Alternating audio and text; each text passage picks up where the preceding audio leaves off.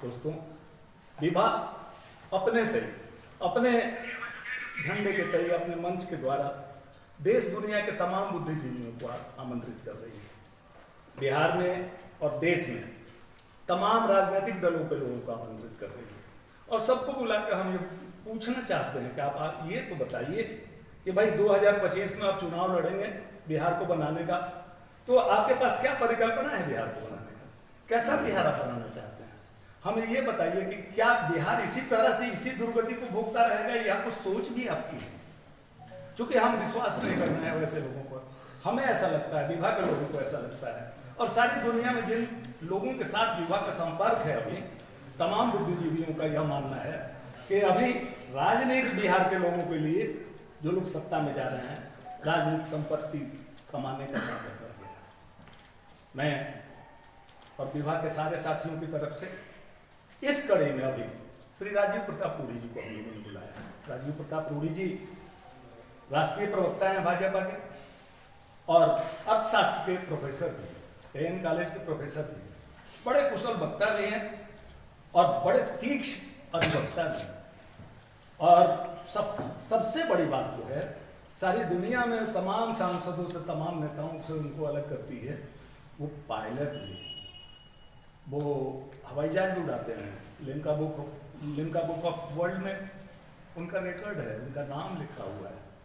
राजीव प्रताप रूढ़ी जी को जब हम लोगों ने कांटेक्ट किया तो उन्होंने कहा हम आएंगे, हम आके आपसे आप लोगों के तमाम प्रश्नों का समाधान करें न करें, लेकिन प्रश्नों में उठाने में सहयोग करें।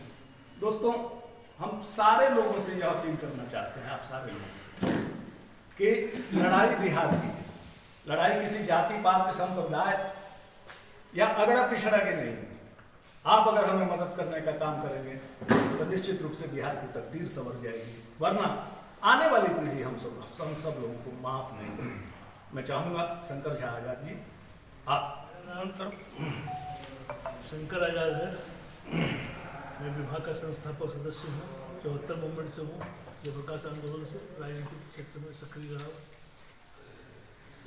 और वैसी स्थिति में कागज भी आपके पास पहुँच जा रही है। आप लोगों से ही सवाल है, तो सवाल उठाने के निकले हैं। और जिस शख्सियत का नाम इन्होंने बताया, माननीय राजीव प्रताप रूढ़ी जी, वो पहले और इकलौता शख्स हैं जिन्होंने कहा कि इस मुहिम में हम पूरी की पूरी साथ आपको देंगे और सवाल को उठाना चाहेंगे। बिहार का तकदीर आप लोग से छुपा हुआ नहीं है, इसका मुस्तकबिल जो लोग लिखे हैं वो भी आपसे छुपा हुआ नहीं है। और ताज्जुब हम लोग को, चूँकि बहुत लोग सोचते सोचते राजनीतिक सोशल वर्कर होने के नाते कि भाई इतने लोग विकास कर रहे हैं बिहार का, सब विकास पुरुष स्वघोषित विकास पुरुष सब है हम लोग, उसमें हम लोग भी दोषी हैं। और तब भी विकास आज देश के आखिरी पायदान पर क्यों खड़ा है? 65 के दशक में बिहार देश के तीसरे पायदान पर था। 65 के बाद जो डेवलपमेंट हुआ है, विकास का गति जो हम लोगों ने लिया है, वो देश में हमारा पायदान जो हो गया सबसे आखिरी हो गया।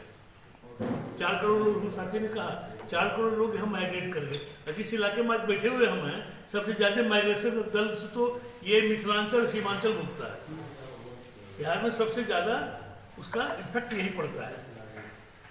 नदियों का जाल है, काम करने का अमल है। यहाँ पर जितने नदियों के जाल में जितना कृषि उद्योग को बढ़ावा हम लोग दे सकते थे, मत्स्य उद्योग को दे सकते थे, कहीं नहीं हम लोग हैं। हमारे बिहार में आज के दिन में खाली बालू माफिया, प्रोडक्शन के नाम पर बालू माफिया है। मैं एक उदाहरण देना चाहूंगा कि पूर्णिया गजट कहता है 332 प्रजाति की मछलियां यहाँ पाई जाती थी। खेती के सवाल में इसलिए बोल रहा हूँ, एग्रीकल्चर बोल रहा हूँ। 332 प्रजाति की मछलियां यहाँ पर पाई जा इस भूभाग में पाई जाती थी। आज मेरे हिसाब से 10-15 प्रजाति भी बोलना आपके लिए मुश्किल होगा जो यहाँ की प्रजाति है। हाइब्रिडेड मछलियाँ आती हैं, ठीक है। और दूसरे तरफ आंध्रा चाहे हरियाणा, तो हरियाणा में जहां पर कि पानी का लेवल सैकड़ों फीट गहरा है, ये जिस इलाके में बैठे हुए बांस बोरिंग का भी इलाका है, तो वहां पर मछली पालन के लिए, जिसको ब्लू रेवोल्यूशन कहा जाता है, मछली पालन के लिए वो लोग पेपर पॉन्ड बिछाते हैं। पेपर पॉन्ड बिछा करके मछली पालन करते हैं और देश भर में सप्लाई करते हैं, और देश का नंबर 1 खिताब, ब्लू रेवोल्यूशन का खिताब उनको मिलता है, हमको नहीं मिलता है। मिथिला के की पहचान तो पान, माछ और मखान कतः चल गई। इस पर सोचना पड़ेगा कि ये पद्धति खत्म जो हुआ हमारे यहाँ, ये विकास की जो अवरुद्ध हुआ, वो धारा किसने रोका, कैसे रोका, उस पर विचार करने के लिए विभाग पूरे बिहार में हम लोग बहस कर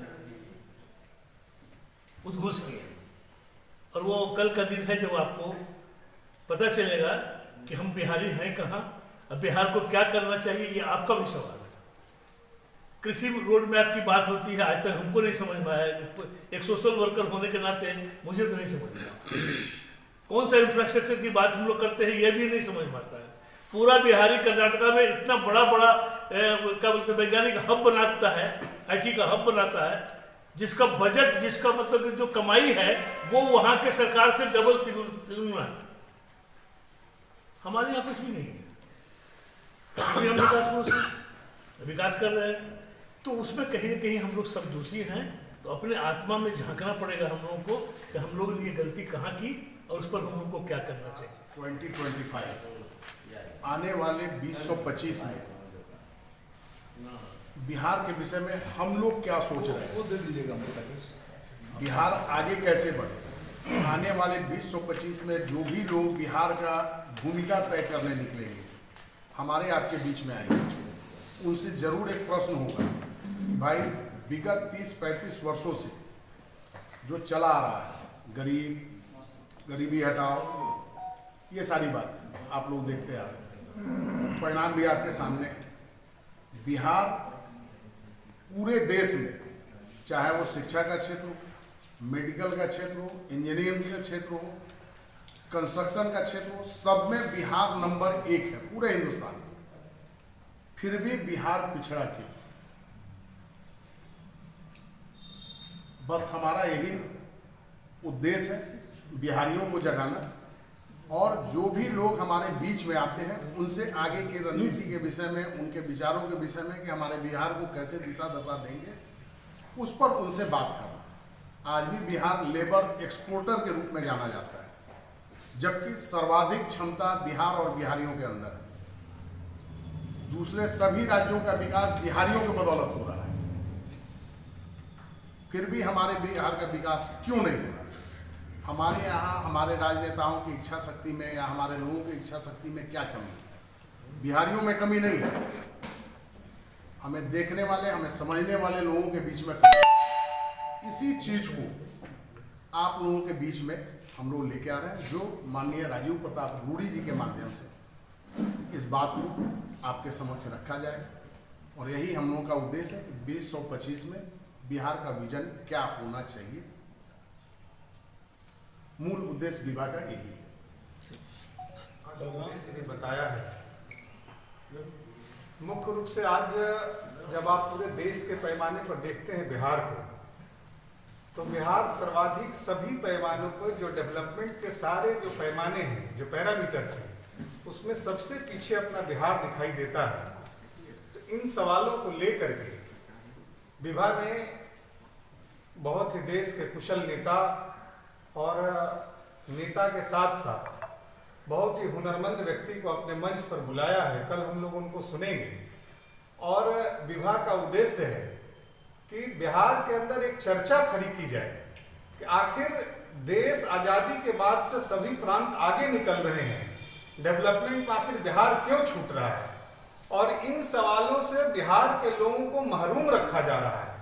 हम जान नहीं पा रहे, क्योंकि बिहार के अंदर जिस प्रकार से पॉलिटिकल इंफ्रास्ट्रक्चर खड़ी कर रही है, उसमें कहीं न कहीं जातीय तनाव, धार्मिक तनाव, और जहां एक तरफ आप देखते हैं कि पूरा उत्तर बिहार बाढ़ के चपेट में समाया रहता है, और एक तरफ हमारा आधा बिहार सुखाड़ में समाया रहता है। क्या आजादी के बाद से हर बार नारे बनते हैं, हर बार परिस्थितियां बनती हैं, सरकार आती है जाती है, क्या बिहार के अंदर कोई वैसा लीडरशिप खड़ा नहीं होगा जो एक पॉलिसी बनाए और पॉलिसी बना करके इस सुखाड़ और बाढ़ से बिहार को राहत दिलाए। तो इन सारे सवालों को लेकर के एक पूरे डेवलप बिहार की परिकल्पना को लेकर के विभाग अपने उद्देश्यों को लेकर के बिहार के प्रत्येक जिलों में घूम रही है। और हमारे यशवंत भैया ने ठीक कहा, यह 12वां जिला है जहां विभाग की टीम आई है और दरभंगा के लोगों से और दरभंगा के बुद्धिजीवियों से सीधा संवाद खड़ा करना है और उनके मन में एक सवाल पैदा करना है कि आखिर बिहार का ये दुर्गति क्यों। जब तक हम लोग सवाल खड़ा करने, बिहार 14 करोड़ बिहारी जब तक सवाल खड़ा करना शुरू नहीं करेगा तब तक हम अपने समाधान की ओर नहीं जाएंगे। आज स्थिति ये है कि बिहारी अपने सवाल को भी नहीं जानता। हमारे अंदर पूरी समग्रता के साथ पूरे बिहार के पैमाने पे एक इंटायर बिहार का सवाल क्या है।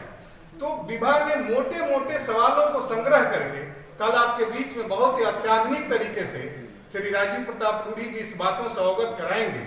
और मुझे पूरा विश्वास है कि कल के कार्यक्रम के बाद पूरे दरभंगा के अंदर और इस मिथिलांचल के अंदर एक चर्चा जरूर शुरू होगी और एक स्वर्णिम बिहार का हम लोग निर्माण कर पाएंगे।